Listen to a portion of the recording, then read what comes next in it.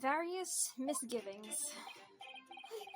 I only carried 4 passengers that night. I swear it. But. Well, I for one was told I had to pay 5 pence for the bus.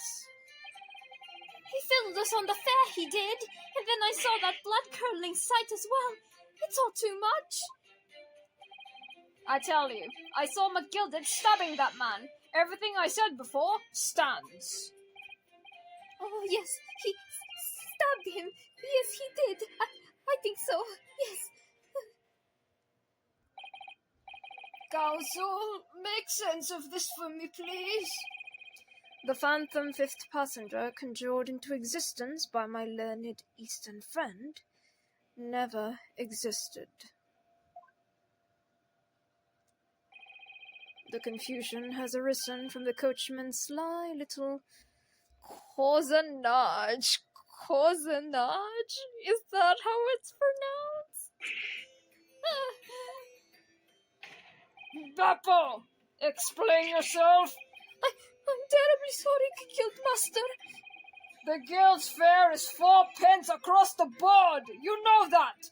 Am I to understand you've been overcharging our passengers by a penny a fare? It's so cold, and the last run of the day is always half empty. You have been dishonest, coachman. I'm sorry. You're a disgrace, Beppo! A disgrace! And your selfish actions have brought dishonor on the entire guild! If I may, sir, I had to pay 10 pence on the bus just last week. What? 4 passengers at 5 pence each is, yes, 20 pence. I've done the arithmetic 10 times already, but I just can't make the result come out differently. Thank you, Susat. No, that figures. Well, it would appear that one of the aforementioned misgivings have already been explained. So, counsel for the defense, your cross-examination, please. We've already had the pleasure of a protracted summation examination today. I see you intend to continue the parlor games. Absolutely. He's scary. Although my voice acting for him is really shit. I'm so sorry. I wish I had a cooler voice. Also, that's not very convincing. Yes, he stabbed him. I think so. What the fuck? Elliot, you testified that you saw the moment when the defendant allegedly stabbed the victim, didn't you? Oh, yes. Yes, that's right. You said that the victim was on the floor and described the assailant holding the knife like an ice pick grip. I suppose. You suppose? It's a yes-no question, Beppo.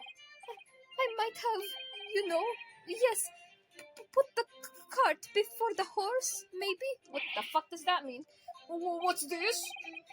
Well, I'm quite sure about most of it. I was driving horses when I heard the scream from the seats of the roof deck. Oh, I expect that was me, sir.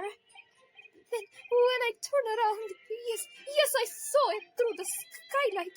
The gentleman was on the floor, and the knife was sticking up his midriff. That's right, yes, and the fellow holding the handle with the famous man, yes. So, in short, you didn't see the moment when the victim was actually stabbed at all? I really thought that I did, but when I go over it again in my head, no, I suppose I didn't actually... Whoa. Okay, I didn't actually see the precise moment of the stabbing, did I? And he said, "Truth!" Okay, fair play. What's up? Excuse me? Why? Don't do that. That's bad for your teeth, man. Excuse me. Don't do that. Do you have something to say about that, Mr. Fairplay? Now you listen to me. I know what you're thinking. He didn't really see the exact moment the fellow was stabbed. What are the chances of that? Eh? Are you asking me or telling me? He's getting flustered. I might be able to extract some new information from him if I answer him cleverly. Could he just have happened to see the exact moment the crime was committed? Some days are like that. Well, it is a little hard to believe, actually. Unless you spend your time peeping through a skylight on top of that omnibus, that is. Peeping! I'm a respectable city banker, I'll have you know. I know what I saw. I remember it as clear as a Ballarat day. That's probably an Australian thing. I don't know what Ballarat means. It was a grim scene. I don't mind telling you. Thank you, Mr. Fairplay. Oh, excuse me if I was getting a little hot under the collar there, my lord. I would ask you to supplement your testimony with a clear statement about what exactly you saw. Oh, I can do that, all right. I'll tell you just how grim it was. I lost his voice for a second there. Sorry about that. Do you think I forget the sight of those blood-soaked hands after that butcher stabbed the man? Is it butcher or butcher? Butcher is the verb. Butcher is the man. Noun, right? I don't know. I don't know why I'm asking you either. Anyway. Also, hands. They're gloves, dummy. Blood-soaked hands. Well, I admit the soaked may be laying on it a little thick, but anyway, there was definitely blood all over them. Both of them were covered in it. Well, I'm very sorry to disagree, Mr. Fairplay, but that's more than a little peculiar. What? Here are the gloves worn by the defendant, Mr. McGilded, on the night in question. Oh, yes, right. And there certainly does appear to be a sizable dark-coloured stain there, but as I'm sure you can clearly see, it's only on the right-hand glove. Oh, don't nibble on your cane! That thing is made of probably lead. In short, Mr. Fairplay, your testimony is inconsistent. But no, that can't be right. So you're the liar here, then? That's right. You were quite clear about it. You said it was both hands. Mr. Fairplay, if your last statement was a lie, it calls your entire testimony into question. You say you saw the moment before the victim was stabbed, but is that really the truth? Objection!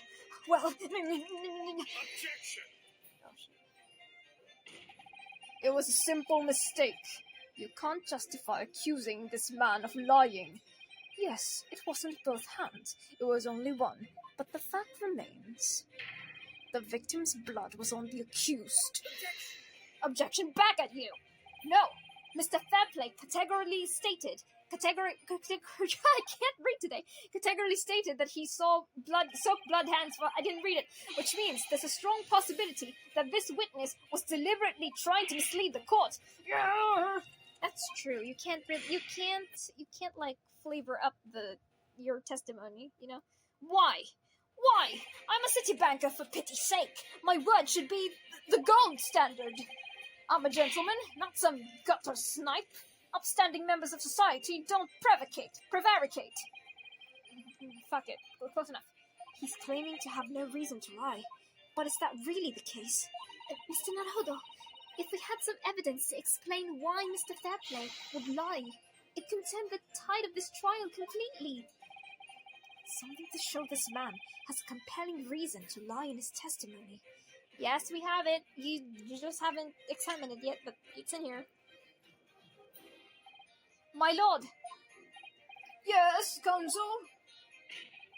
The defense is ready to present evidence. Oh, by Jove! Are you sure? Yes. Evidence that will clearly demonstrate why Mr. Fairplay had reason to lie in his testimony. You should really stop that, dude. I don't think dental work has been Sorry, I was thinking about the UK jokes about teeth. Anyway, I hereby call on defense to present evidence. With the evidence demonstrates a motive for the witness's alleged deception of the court. It's the ledger of the debts that word I still don't know how to pronounce. Debtors. This portfolio must contain all sorts of secrets of London's gentry. Oh dear, do you really think we ought to look inside? Well, it's not those we know any of London's gentry personally, is it? Apart from our great detective friend, perhaps. Actually, I wonder. I assure you we will not find Mr. Sholm's name inside. She's on defensive. Well, let's see what we find. It's a pretty little notebook, though. I'll admit. It's in cursive. I can't read it. Gosh, it's crammed full of gentlemen's names, isn't it? Well, I suppose they're probably not all gentlemen at all, are they? After all, not everyone in this country is well off. Goodness! What is it? Look at this! Do you see this name here? Bruce Fairplay. Bruce Fairplay? Should that mean something to me? It does sound strangely familiar, actually. Bruce Fairplay, the witness testifying at this very moment. Oh, yes, of course, the banker. Why is his name here? He borrowed 20 guineas, didn't he? And look, the repayment date is fast approaching. It's possible that this is just a coincidence, of course, but this could be very useful information. You got busted, Fairplay. Oh no, 20 guineas. Why would you, that much? I thought you were a banker. I thought bankers made bank. I don't know. Maybe that's not true. This is a list of all the debtors who owe money to Mr. McGilded. I still don't know how to pronounce that word. Yes, a list of innocent victims crippled by the accused's extortion. The point is, among the names of these debtors is your name, Mr. Bruce Fairplay. What? Mr. Fairplay? Are you currently indebted financially to the accused? No. It's barely worth the year of being called a debt. According to this ledger, you owe 20 guineas, not an inconsiderable sum of money, wouldn't you say? Well, what of it? Let's suppose Mr. McGilded were to be found guilty of murder. What would become of your debt in that case?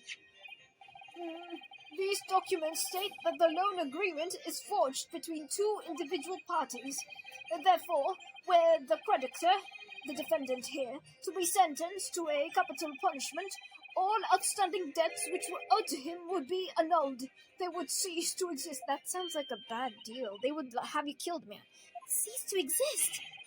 Mr. Fairplay, is it not the case that you claimed in your testimony to have seen something you never saw, in a devious attempt to annul your debt of 20 guineas to the defendant? I did not read that correctly, but you get the idea.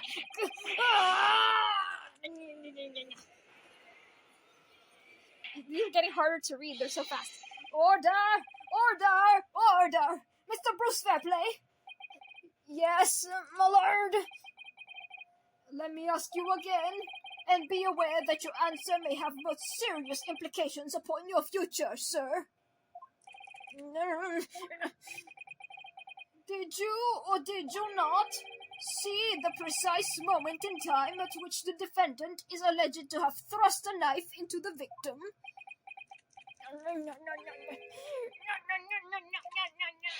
Your silence speaks volumes. You did not tell the truth in your testimony. All right, now let's not make a melodrama of this. Perhaps I did overstate the truth a pinch. But it makes no difference. I definitely remember seeing blood on McGilded's hands. Both of them. Objection. And yet, only one of the defendant's gloves, which we have here as evidence, is stained. So you keep saying? First, do you have something to say? I wonder if I might be allowed to speak, sir? Go ahead, Mr. First. Well, the thing is, I think I remember seeing it myself, as it happens. Seeing what? The blood, sir, on the assailant's hands. I think, yes. I'm almost sure that it was on both of his hands, not just one. What? What? Why didn't you say so earlier? Also, that's just two people's hearsay.